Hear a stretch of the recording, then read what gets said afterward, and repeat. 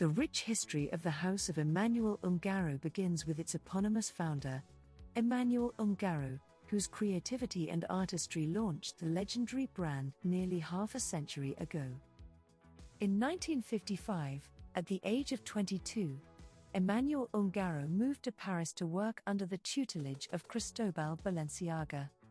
Mr. Balenciaga, who was renowned as a genius of cut, taught Emanuel Ungaro the most important lessons in fashion architecture, and, soon, Mr. Ungaro himself had mastered the way to cut and drape cloth so that it fell perfectly. In 1965, Emanuel Ungaro decided to launch his own line of clothing so that he could create feminine looks that were not only elegant, but also desire-evoking.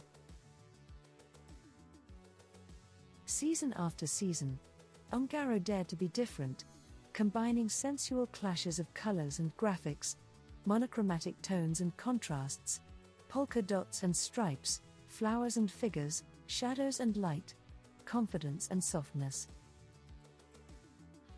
The result is a brand that is famous for its unwavering ability to seduce.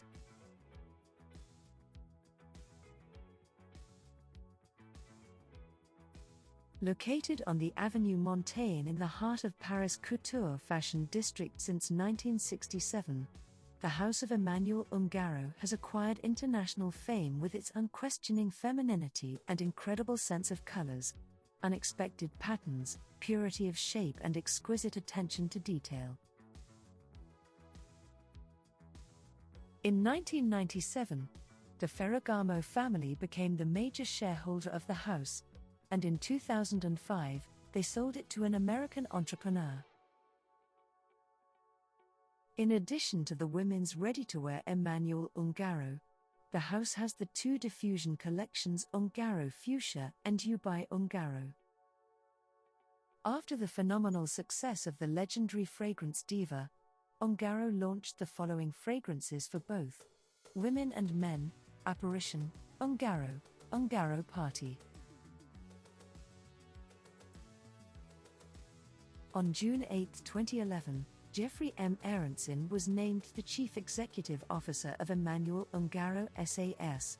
Mr. Aronson has extensive experience and expertise in formulating and executing strategies in the fashion and retail sectors, and, prior to joining Emanuel Ungaro, was the CEO of several esteemed fashion houses.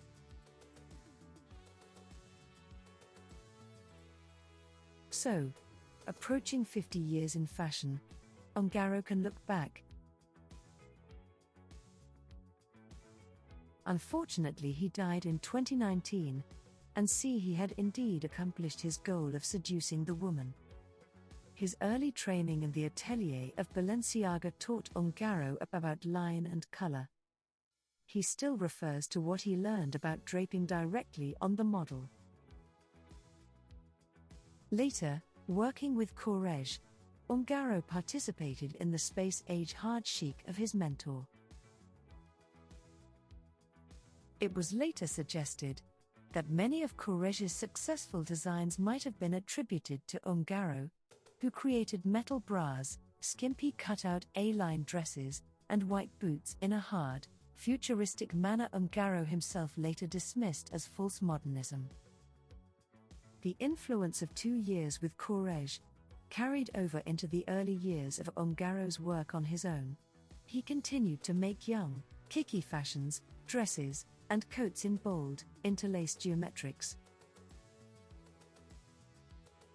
His turtleneck and leggings worn underneath a sleeveless pinafore was a 1960s look that was resurrected by other designers to great popularity 20 years later. With the advantage of textile designer Sonia Knapp's artistic fabric designs, Ungaro gradually developed a softness of line that was to fully develop a decade later. Of his early designs, Ungaro prefers to say little, but chenille daisy appliqué see-through trouser suits speak for themselves. Toward the end of the 1970s, Ungaro began to experiment with the then taboo mixing of textures and prints, of which he has become the master. Knapp's fabrics had evolved into more painterly, impressionistic florals, abstract smears, luminous colors.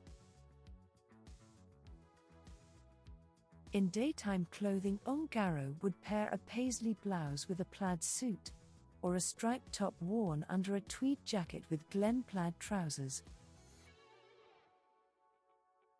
In 1980, this daring approach found full expression in a collection of casual but complex ensembles, featuring fantasy-printed, gold-edged jackets over sheer lace blouses, luxuriant paisley shawls wrapped over quilted, fur-lined cardigans, solid chiffon blouses paired with half-patterned, half-striped skirts.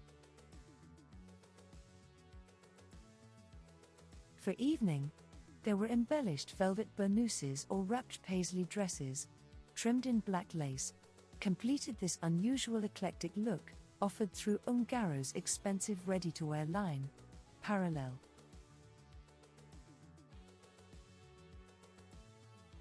The clothes were designed for women, who chose and combined their outfits without regard to what others would think.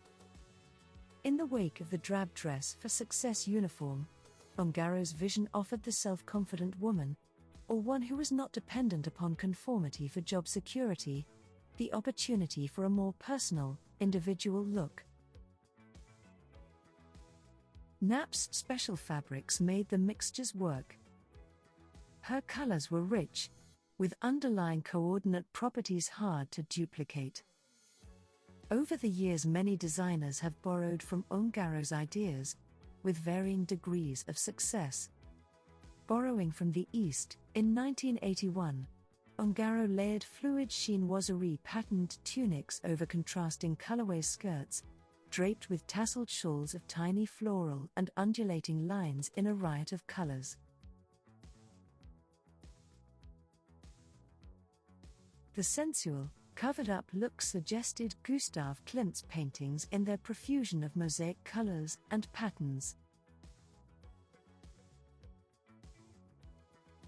Cummerbund-bound floral skirts topped with lacy blouses under boleros showed a folkloric influence, though less literal than Saint Laurent's Russians a few years before. Ungaro's designs have been intended to convey sex appeal without being vulgar. He has said that when doing a dress he would always ask himself if the woman in the dress would be seductive. Women and music are his inspiration. One can only guess if a particular collection has been created while Ungaro was listening to Mozart, Beethoven, Wagner, Stravinsky, or Ravel. Certainly, his designs possess the contrast and harmony, repose and counterpoint of a musical composition. By the mid-1980s, an Ungaro dress could be immediately identified by its diagonally draped and sheared skirt, wide shoulders gathered into jigget sleeves buttoned at the wrist, wrapped V neckline, or jewel-toned silk jacquard fabric. Ungaro wedding dresses were of pale pastel crepe, sculpted, diagonally draped and caught with self-fabric flowers. At this time he introduced the short black skirted suit with colorful jackets, both printed and plain. This look continues to be universally chic. To add to the seductiveness of his ensembles, Ungaro's models wore veiled, elongated pillbox hats, pushed down over the eyes, an accessory resurrected a decade later for fall. By 1985, Ungaro seemed to achieve a new serenity, the result of his thoughts and dreams. Since then he has repeated with variations the sleek curvaceous silhouettes, the fluid construction, ingenious cut, original color sense, and print and pattern mixtures without ever becoming boring. The self-confident Ungaro customer is also appealingly vulnerable, because the fabric and cut subtly reveal her body. A flirtation with the short bubble floral skirt followed Lacroix's introduction of that silhouette, but Ungaro became even more wildly successful with his short, tightly wrapped dress. Late 1980s spring dresses featured short flounced skirts, big puffed sleeves, and bold solids or florals.